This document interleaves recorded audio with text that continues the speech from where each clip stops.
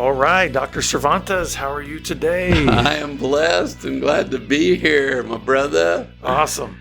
Well, you know what? I want to let people know about your website. We'll talk about it later, but drmarriage.org. Yes, because thank you. A lot of our recent podcasts are just from your thoughts section on the website. Now, what's interesting is what every listener and viewer should know is that this is not a new process for Stephen. It's just a new outlet. So that's good. Stephen's been coming up with thoughts and ideas for decades. He's just now putting them onto this website where you're getting kind of this daily dose of these thoughts. And I'm wondering if it's too much. Yeah. I keep thinking I'm going to run out, and then God pops another thought in. I write about it. And then I think, are people getting buried? Yeah. But we're getting lots of good feedback. No, it's good. And I look at it this way. You know, you and I talk all the time with guys, especially who are starting out on their journey of recovery, and you know, they'll ask all kinds of advice like, hey, what resources do I need? And one of the things you and I have said for years is, you know, you really can't throw too many resources at this issue. Right. You know, it's like, so you need lots of thoughts. Now, that doesn't mean you're going to be able to fully process or interpret or apply all of these ideas at the pace that you may be cranking them out. But it's good to have them all anyway. It's good, yeah. And just do one or two and read a few of them, you know. Just some will just jump out at you and others go, oh, that's okay. So today's, I was going through kind of looking at which ones would interest me that I would want to talk about on the podcast. And I just see this, and they all have little headings. You know, they got little titles or whatever. And this one just said C-O. And I thought, is he doing something off like the periodic table or something? You know, like is this a chemical or you know? And so anyway, Stephen, how do we better? More, right? Okay, so Ken Costa is a financial advisor. He wrote this book called The $100 Million Wealth Transfer. And he was talking about how $100 million would be passed down from parents to children. That's how much wealth is around, and it's going down, and what's going to be the impact of all that money. Anyway, he starts talking about it. He says we need more co. And, you know, I love words and playing with words. What does that mean? So I look up the word co in Latin, okay? It's a prefix, and it means joint or jointly or together. And co is used when a couple finds an area of interest or opportunity and they work together. They help each other out for a greater goal. Co. So tell me, when you saw it, to say something about what you're thinking now. Well, yeah, so obviously when I first just saw it on the page, I had not a clue what this could be about. So when I got in here and saw about the idea we need more co and the fact that it was really about that prefix Latin, then it started making more sense because I'm like, you know, you think about something being conjoined, or you think about something being, you know, even compartmentalized. You know, there's a sense in which now I get it. Okay, these things are meant to be attached. These things are meant to be doing them together. And then, of course, when you brought that into the relational context, more of like the family, more marriage context, then I started thinking, yeah, this could be a great little quick reminder for any of us when we're starting to think, I'm going to do this on my own, or I'm going to do something separately, and just be able to say, nope, co. I need more co. So I got a co right now. That's going to be our line. We need more co. Yeah. And on the last podcast, you talked about us being lights, a reflection of Christ in community. Right. Community. So we're going to be playing off the co word all podcasts. But I love that when you said community. Mm-hmm. There's some co in that. There's some togetherness and a group, right? A joining together in fellowship. So, you say something. Well, I will say that this is an area of my own life that is in constant growth mode. Okay. And part of it is because I just think, I don't think I'm unique in this, in the idea of just generally wanting to drift towards self or just wanting to drift towards, I can do that on my own, or I can do, and not realizing that maybe this idea of and the fact that we were made for community is not merely about what is necessary, but there's a benefit to it that is just, if I can put it in these terms, delightful. So to give you an example, or just to try to pick something off the top of my head, there may be something in my marriage where I could easily do fill in the blank by myself. I mean, I'm capable to do that by myself. But if I'm invited in, if my wife is invited into it, or she's capable to do something by herself, but I'm invited into it, and we experience that community, that sense of doing even though this is not about saying, I must go help because you're incapable of that.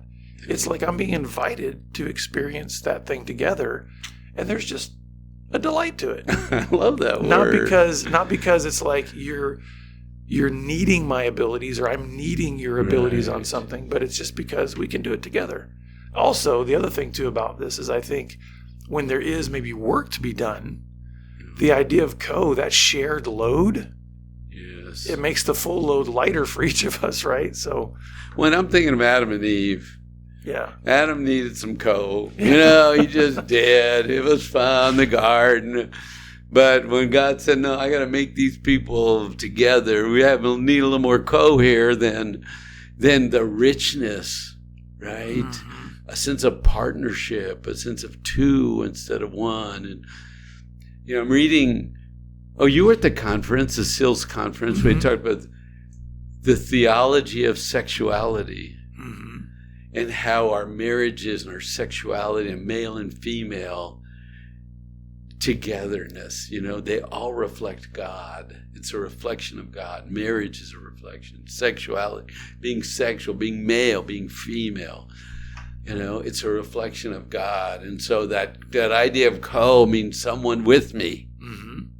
And even that idea of, again, thinking about the reflection of God, what does it take to love?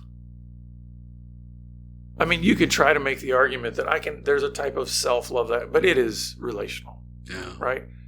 The heart of love is the good stuff. It goes together. You have to have other people for love to exist, so. Yes. So let's throw some other words so people can kind of think about how we're thinking. They can understand what we're thinking. So co-planning a trip together, right? Mm-hmm. Or co-parenting the children. And now your kids are launched now co-aging together, right? Yeah. Co-being single again. I mean, not single, but empty nesters. Empty nest, yeah. Yeah. Or co-participating in church. It's just fun to go to church and see people who have been there for a long time. How are you? Good. I love your word, delight. I think God gave you that word for this podcast. Mm-hmm. A delight. Don't you go to church sometimes and somebody smiles, somebody laughs and comes up to you, and there's just delight in your soul. Well, there's a comfort that comes from that, right? Because there's people that you go, hey, we have the same God, we have the same hope, and sometimes if you're feeling down or you're just feeling like I've got a burden, and again, a brother or sister comes along in Christ and says, how can I pray for you? Or I'm glad to see you here today. There's a sense in which, oh my goodness, just happened. Yes. Right? We connected. It's like... That's it. This lady has had a spinal injury for years. Well, she came to church walking. And she'd had surgery. Oh, wow. And it was like, you're here, you have been missed. You're a part of our group. You've been here forever and you've been home. We've been praying for you. So co-participating in church or co-investing our money for the future or co-operating to get a task done. This is a different twist, but common, or CO, common destiny. Mm-hmm. There's the CO again. Two people working towards a common destiny. Yeah, and I just feel like there's a whole lot more that we could put. I mean, you can even start making up words, right? In terms of just co this, co that. Yes. The point is, what does it look like for us to step into connection with others on the same journey? That's the key. I think the whole idea of to connect. Yes. Yeah. Here it is. And I think this is really good, especially I'm thinking again about my own journey, but I'm also thinking about a lot of guys in recovery, and their addictions or whatever have just have really trained them to be disconnected, to be isolated, to be anti-co. Right. And so there's a lot of retraining that has to happen. So I don't want anybody to hear this and just go, oh, now that I've got this new little, pithy, fun little word to use, automatically I'm going to be a co-person. Right. When disconnect, right, is what you're talking about. If life was hard, if I had trauma, if there was fighting in my home growing up, and I learned to disconnect, and then I've lived a life of disconnection, right?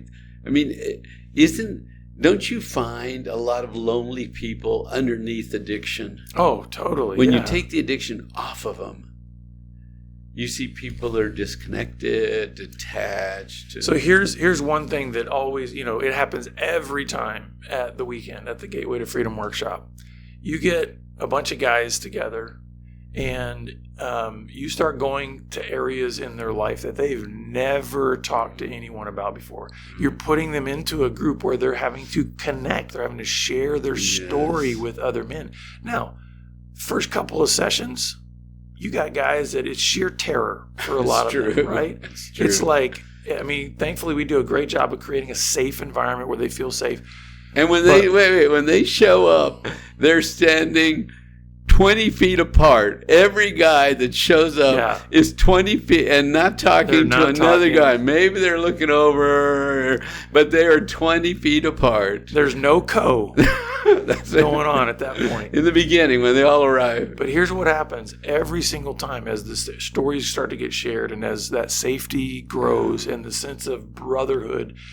By the end, here's what's interesting about this, because you were mentioning about how sometimes, when you lift the addiction and some of the things that you see, one of the things you also see is you see in these weekends, you see men that are desperate for co. Yes. By the end of the weekend, they're brothers. Like, that's it. And they're like kids laughing and playing and telling stories. And it's like they needed that safety to have the shame lifted off of them, to have the chains broken, so that they can see, I have purpose in co. Like I was made for connection. We're alike. Mm-hmm. And you have a story that twists this way, and my ending twists that way, but we all have a story, and we were boys, and we were confused, and we found sexuality, and we didn't know what to do, but it was powerful and exciting, and then we misused it for too long, and then we got alone by ourselves and stayed there, and it's just a whole world of figuring out how to entertain yourself, live with yourself, escape to be with yourself.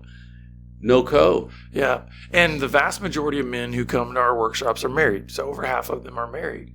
And so the lights start coming on around how much they have been anti-co in their marriage, because they've been hiding in this addiction. They've been having all these separate things that they're doing that are not part of a healthy marriage. And so I think what happens coming out of those weekends, and even when we're dealing with married couples, is then there's a huge learning curve, wouldn't you say, in terms of saying, okay, what does it look like for a couple then to start doing co after there's been huge brokenness? You don't just jump in immediately and say, hey, we're going to be co-sexual again. There's some things that it just takes a while and even if this guy had a great weekend and his wife's hurting back home, and he goes back home and he goes, well, great, you got a vacation and I got stuck here with this mess, So it's hard. Co doesn't immediately happen. It's not quick. It's not like a beach ball that just pops out of the water you've been holding down. But there it is, connection. No, it's a small step-by-step process. But I think that doesn't change the fact that we're made for this. That's right. Right? We're made for co. That's right. We need to be connecting. Yes. Read that list down there. So what this might look like for a couple is, in terms of trying to really navigate co, is what does it look like for us to co-lead? Yeah. To be partners, equal partners. You know what? This can already start to create an argument because of people's own traditions or theological backgrounds and my way and your way. Well, just the gross poor teaching on submission and some of those kind of things. It's like, what does it look like for us to co-lead? To co-lead. What does it look like for us to come together as equal value image bearers of God and say, what is this going to look like for how we, lead in our lives? What are our priorities? How are we going to do that together rather than one sort of either controlling the other? Absolutely. What about co-working through challenges? I mean, that's a little bit of what we're talking about here, right? Yes. Recovery. Oh man, and this is a big one, right, Stephen? Because a big one. There are kind of three big aspects to this when a marriage faces the blow up of a sexual betrayal. There's the work that a husband has to do for his issues. There's really the healing that a wife has to do for her trauma. Yes. And then there's the restoration and the relationship aspect of what are they going to do in the marriage. But what is it? Probably building something they've never built before. Brand new. Yeah, it's going to be very new. Yeah. But what does it look like to have an attitude that says, even though we've got individual things that we really are trying to work on, how do we still co-work through these challenges? In other words, how can there be openness for a husband to share what's going on in his recovery journey with his wife? How can there be enough safety for a wife to be able to share some of her pain?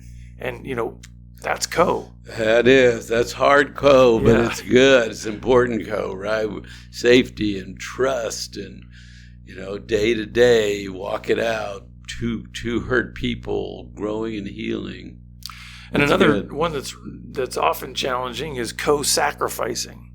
What does it look like for us to sacrifice for one another? And usually, I'm as a man, I'm going to lean a little harder on the guys because especially if you've been having a, sexual addiction, you have really been learning how to be super selfish. And so I'm going to lean on you guys and say that's a huge one that you need to work on. What does it look like for co-sacrifice? You bear the load that you need to bear in terms of sacrificing for your wife. Amen. Guess what? God's word says there's only one of the spouses that's called to go all the way to death for the other, and that's the husband. What does it look like for you to be Christ-like and sacrifice in that way? So it doesn't mean that sacrifice doesn't go both ways. Right. But I tend to just lean harder on the guys. No, that's good. We're guys talking to guys, and the women get to listen and get some education, but we're men training men. The men need the training, right? I mean, that's sort of a driving part, and I know I'm a little biased because part of your ministry also addresses the needs of the women. Absolutely. But you and I have always been pound on the guys, challenge the guys. It's going to sound about break them down, build them up, wake them up, kind of thing. Yeah. Well, another co here is co-learning. What does it look like to learn about each other's wants, needs, and fears? And let's talk about that just for a little bit because, we just recently did a podcast talking about just kind of emotional growth and the difficulty that so many have in that, especially men. So what does that look like to co-learn each other's wants and needs and fears and kind of go to some of that place? Yeah. Everybody, and I've said this before, is very patterned and very repetitive, and our wounds are can be known. We got wounded, but most of us aren't being wounded. We're not in a phase of being wounded. We got wounded early, and we just nurture and salve those wounds. Don't make me feel bad about myself, or don't tell me I'm failing or I messed up. Don't fire my shame, and the whole idea that I said this earlier, if you just listen, people will tell you where they're hurting and what they need. There's this theory called communication theory. It goes like this: I cannot not tell my story. Mm-hmm. Did you hear it? I will always tell you my story. I might be talking about this and this. And then I said, yeah, we don't have enough money to buy that windshield wiper. Oh, there's the story, right? And talk about this and this and this. And you know what happened? A little Freddie last week. And I was supposed to be there. There's the story, right? They're always going. So if you listen, people will tell you their story and what they want and what they need. Now, one thing I would say, this is where I might gently lean on the women a little bit more on this one. Good. And here's the reason why. Co-learning about each other's wants, needs, and fears, generally speaking, and I know all these things typically operate in a bell curve when we start talking about generalities like this between men and women. Generally speaking, though, men are slower verbal processors. And so there is a sense in which to have him know and share wants, needs, and fears, this may be the first time in his life he's ever been invited into a space to do that. So some of the co-learning on that is there's going to be probably a little bit of an imbalance in the marriage relationship for a little bit, where that may come way more naturally to the wife to just be like, oh, I've been spending my whole life talking about that with my girlfriends and talking about that. And so there's an ease that maybe a wife has more in this area than the husband. And so just there's a patience required there. And that's something that needs to be said, I think, about this co thing as well, is even when we talk about co, it does not mean that we come to these co things with equal ability or equal experience. So there's going to be a little bit of an imbalance. But the co point is what? We're going to do it together. And when you think about somebody that's involved in addiction, they've been escaping and fantasizing and thinking and planning and withdrawing and isolating. And now you say, okay, now let's co-express our wants and needs. Now, come on, you do it. Well, my mind hasn't been there. And yours has. And you've talked to all your friends and your languages. And so these guys like stumble and stutter. And you go, well, you're hiding. It's like, no, I'm doing why didn't you look at me in the eye? Why did you look down? It's like, well, I'm nervous. I'm not, And so what your point is well made. Yeah. If you're not trained, then start slowly training yourself, being trained. Let your spouse train you. Get some training. Yeah, and be persistent at it. It just takes time. And remember, when we're talking about this idea of more co, what is that? More togetherness, more community. The goal isn't so much, like even in this idea of co-learning about each other's wants, needs, and fears, it isn't about saying, I need to get to the very end of every single need and want and fear that you have. No, it's like we're on the journey together. So there's a learning aspect to it. And then also, I love this one, co-dreaming. Amen. Like, what does it look like to come together and say, man, let's dream. I want to do next year? Yeah. Guys, I want to go to Marfa, Texas. I want to see the stars in Marfa, Texas, because it's dark there. And to think that, okay, we're going to take a little long weekend and try, or I want to go to Italy, to do, where, what can we dream? Let's save some money and put a patio on the back of the house, or, what can we dream about? Yeah. And then finally, how are we co-nurturing each other? Now, talk about that word nurture for a little bit. Like, what does that mean? Well, think about a child, and we rock them and we hold them, and interesting. A guy told me he and his wife were having conflict, and he said, I went to my wife and I said, can you just hold me? Oh, my heart just... Man. Right, because we as men don't say that. That's right. Nurturing. Can you nurture me? The world's beat on me all day long. I've saved this and gave that and helped here, and I'm exhausted. I haven't been sleeping, and the kids are acting, and can you just hold me and nurture me? Right, because as guys, we need it too. We might get goofy and think it's all sexual, but this thing is not sexual. Right. It's intimacy, right? It's connection. It's oneness that God talks about. or she might need nurturing, hugging, soothing, kind words, and I might need it. Yeah. And even though we've kind of narrowed this conversation down to marriage, co is for everybody. I mean, we need co. We need to have those that we're coming alongside of and saying, how can we do these things together? That's really what it means to need more co. Hey, would you read the last paragraph? There's 2, and let's talk about that. Okay, just where it says Ken Costa. Yep. So Ken Costa had some closing thoughts about the church. The church cannot narrowly define its mission as purely spiritual. The role of co-destiny in the church is to serve the whole person. We must serve them spiritually, emotionally, financially, and culturally. We cannot survive if we do not rediscover what it means to be a community. We must learn how to do life together in a rapidly declining, hostile world. The individualism, isolation, and loneliness of the past is not working. The church needs hindsight, insight, and foresight of each generation that attends church. We must be visionaries and plan our co-destiny. Right? We have to pull together tighter and leave our differences. And as the world's getting hostile and turning against God, right, we have to do community better. And Dave Ramsey's been doing the financial stuff, and then you think about health issues and how do we help people with their health and fitness, and how do we help them spiritually and emotionally. And I mean, he's saying if the church has the answers, we package the church as a place where people want to go and get help. Yeah.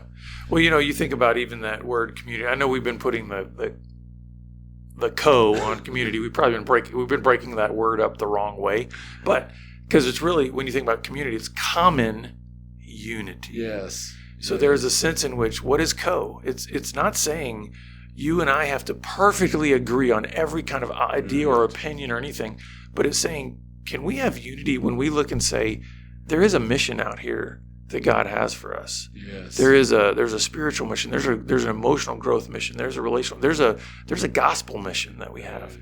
But can we come together and be like, let's do this together. We're going to and we're going to have unity in that. Not meaning, again, uniformity. It's not all the same way in the way that we do things, but we're saying we're going in the same direction. And we're going to. And I love the acceptance of the church and the belonging of the church. Yeah. Right? Because he talks about individualism, isolationism, loneliness. Mm-hmm. That's a rough place to be. Live and die in that. Yeah. Well, we hope this has been a helpful conversation, and hopefully you'll have that kind of spinning in your head of, I need more co. Like, I need more co. More co. Give me more co. And just when you feel yourself drift, or when you feel like, oh man, I'm starting to isolate myself, and just say, I need more co. And just move toward others and doing things together with others. And you could say that to your wife. That'd be a great line to say, I need more co. Yeah. I mean, connection, community, hugs, give me more co. It'd be a short, cute version of hug me right now and I'll hug you. That's good. That's great. So, well, go to drmarriage.org to you, get more of these daily thoughts that will help you mature and grow. And as always, we love having you here as a listener and a viewer, and we look forward to seeing you back here again next time. Take care. Thanks.